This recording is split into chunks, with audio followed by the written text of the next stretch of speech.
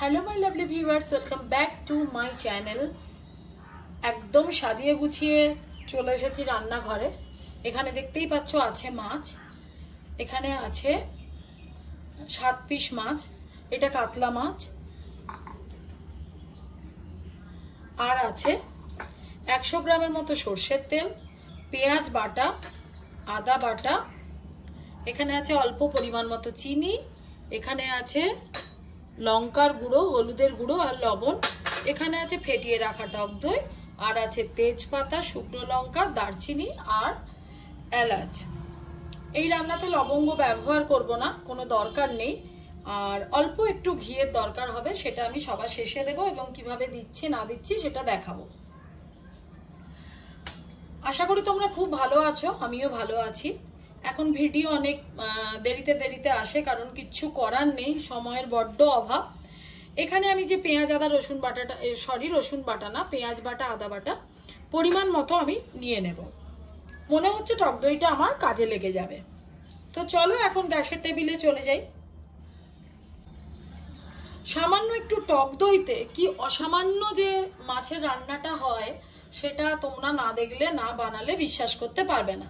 তাই প্রয়োজন মতো টক দই আমি কিন্তু ফেটিয়ে নিয়েছি। টক দই সবসময় মিক্সিতে বা হ্যান্ড ব্লেন্ডারে ফেটিয়ে নিলেই বেশি ভালো হয়।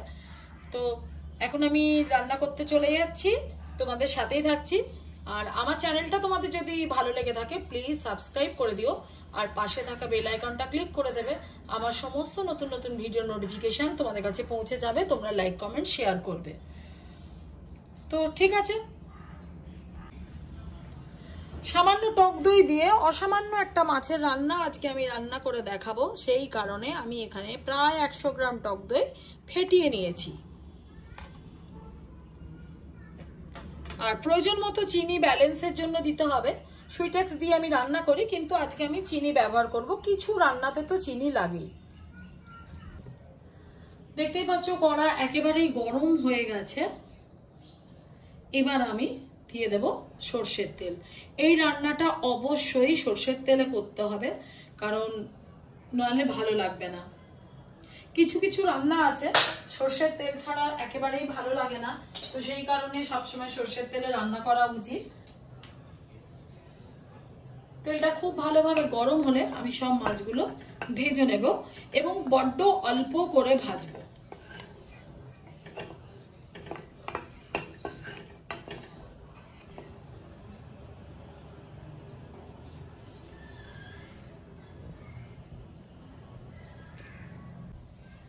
তেল একেবারেই গরম হয়ে গেছে, আমি মাছগুলো দিয়ে দিচ্ছি।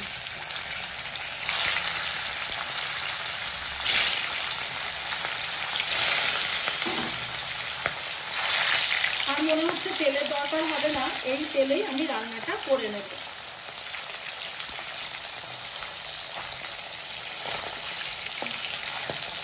এখন আমি মাছগুলোকে একটু ভেজে নেব। অসামান্য স্বাদের একটা রান্না, অবশ্যই এটাতে মানে দই দিতেই হবে। পারফেক্ট এটা দই মাছ নয়, সেই কারণে আমি এটাকে দই মাছ বলতে পারলাম না।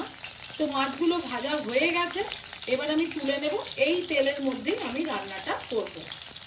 তো মাছগুলো এখন আমি তুলে নিই, তারপর আমি তোমাদের সাথে আবারও কথা বলছি।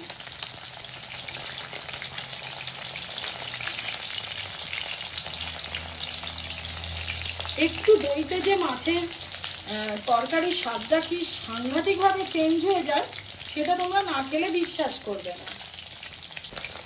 মাছগুলো ভাজা হয়ে গেছে, এর থেকে বেশি ভাজলে ভালো লাগবে না। আমি একে একে সব মাছগুলো তুলে নিচ্ছি।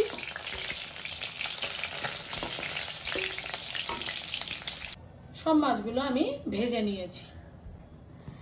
এই তেলের মধ্যে আমি চিনি দিয়ে দিচ্ছি প্রয়োজন মতো। এই রান্নাটা অবশ্যই কাতলা মাছ আর রুই মাছে করতে হবে, অন্য কোনো মাছে করলে খুব একটা ভালো লাগে না। যদি তোমরা খেতে চাও করতে পারো, কিন্তু এটা রুই মাছ আর কাতলা মাছেরই মেনলি এই রান্নাটা করতে হয়। আর এই রান্নাতে অবশ্যই রসুন ব্যবহার করা যায় না। এবার আমি দিলাম তেজপাতা, একটা শুকনো লঙ্কা, খুব বেশি ঝাল হলে এটা ভালো লাগে না, আর আছে দেখো দুটো এলাচ, একটা দারচিনি। আর লবঙ্গ এটাতে দিলে ভালো লাগে না। যদি প্রয়োজন হয় আমি শেষে একটু গরম মশলার গুঁড়ো ব্যবহার করব, নাও করতে পারি। এবার আমি এটার মধ্যে দিয়ে দিচ্ছি বেটে রাখা পেঁয়াজ।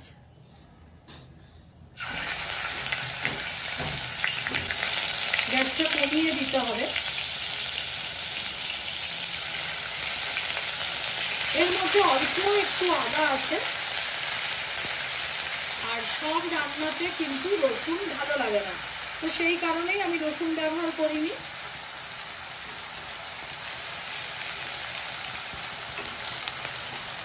আর দেব না। এটার মধ্যে আমি দিয়ে দিচ্ছি লবণ, হলুদ আর লঙ্কার গুঁড়ো।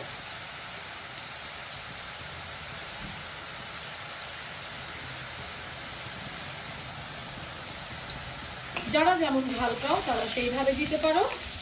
গুঁড়ো লঙ্কার বদলে কাঁচা লঙ্কা ব্যবহার করা যেতে পারে, কিন্তু অবশ্যই টেস্টে একটু চেঞ্জ হয়। এটাকে খুব ভালোভাবে কষিয়ে নেব, তারপরে গ্যাসটাকে বন্ধ করে দিয়ে দেব টক দই। আবার গ্যাসটা জ্বালিয়ে আমি একটু কষিয়ে নিয়ে মাছগুলো দিয়ে অল্প একটু জল এটার মধ্যে দিয়ে দেব। আর সবার শেষে দেব অল্প একটু ঘি, যদি গরম মশলা দরকার হয় তখন আমি দেব। এখন আমি এটাকে ভালোভাবে কষিয়ে নিচ্ছি। আমার রান্না তোমাদের যদি ভালো লেগে থাকে প্লিজ প্লিজ প্লিজ সাবস্ক্রাইব করে দিও, আর পাশে থাকা বেল আইকনটা ক্লিক করে দেবে। আমার সমস্ত রান্নার নোটিফিকেশন তোমাদের কাছে চলে আসবে, তোমরা লাইক শেয়ার কমেন্ট করে দেবে। তো ঠিক এইভাবে বাড়িতে তো অনেক সময় ফ্রিজে দই থেকেই যায়, তো সেই দইটাকে ফেলে না দিয়ে এইভাবে যদি ব্যবহার করে নেওয়া যায়, ফ্রিজে মাছও থেকে যায়, তাহলে কিন্তু রান্নার স্বাদটা অনেক অংশে চেঞ্জ হয়ে যাবে। এবার আমি দেখতেই পাচ্ছ তেল উঠে এসছে, মানে পেঁয়াজ মানে ভালোভাবে ভাজা হয়ে গেছে, মশলাটা কষানো হয়ে গেছে। এবার আমি প্রয়োজন মতো টক দই এটার মধ্যে দিয়ে দিচ্ছি। আচ্ছা, এই চামচটা যদি লিংক জানতে চাও আমি দিয়ে দেবো, যদি তোমরা জানতে চাও আমি কোথা থেকে পেয়েছি। এটা অনলাইনে অ্যাভেলেবল। লিংক পেতে চাইলে আমাকে কমেন্ট করবে, আমি অবশ্যই এটা তোমাদের দিয়ে দেবো। পুরো টক দইটা দিয়ে দিলাম। এবার কিন্তু আমি গ্যাসটাকে জ্বালিয়ে দেব।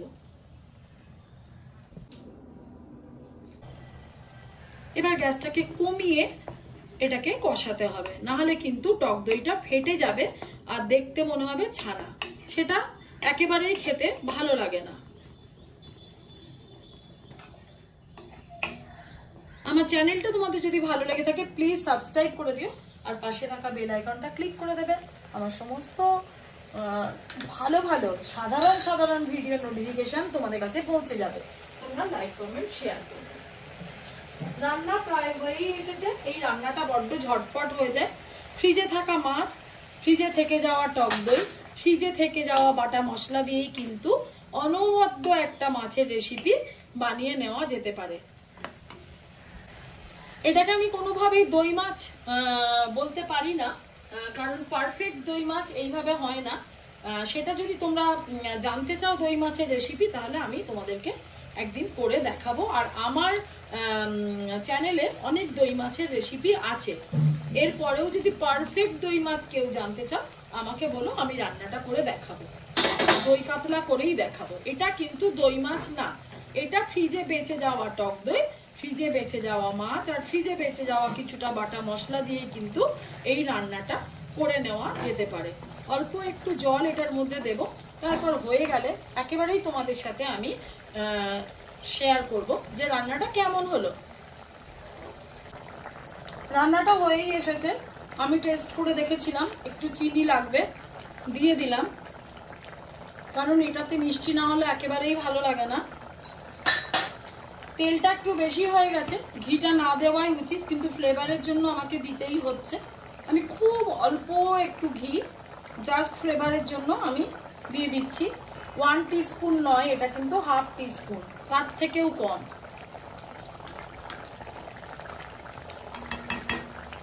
রান্না একেবারেই কমপ্লিট। আমরা খেতে বসার আগে আবারও গরম করব, তো সেই কারণে আমি এখন গ্যাসটা বন্ধ করে দেব।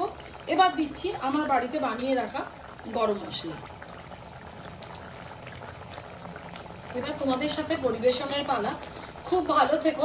নতুন একটা ভিডিওর জন্য অপেক্ষা করো, ভিডিও নিশ্চয়ই আসবে, একটু কম আসছে, সময়ের বড্ড অভাব।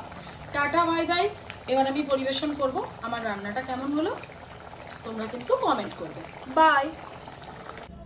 দেখতেই পাচ্ছ বন্ধুরা, দই দিয়ে মাছ রান্না একেবারে রেডি। এইভাবে তোমরা খুব সাধারণভাবে রান্নাটা করে নিতে পারো গরম ভাত দিয়ে। আর এই মাছের তরকারি চিন্তা করতে পারবে না, অপূর্ব লাগে, জাস্ট অপূর্ব লাগে। আর কোনো রান্নার দরকারই নেই, কোনো তরকারির দরকারই নেই। একবার ট্রাই করে দেখো।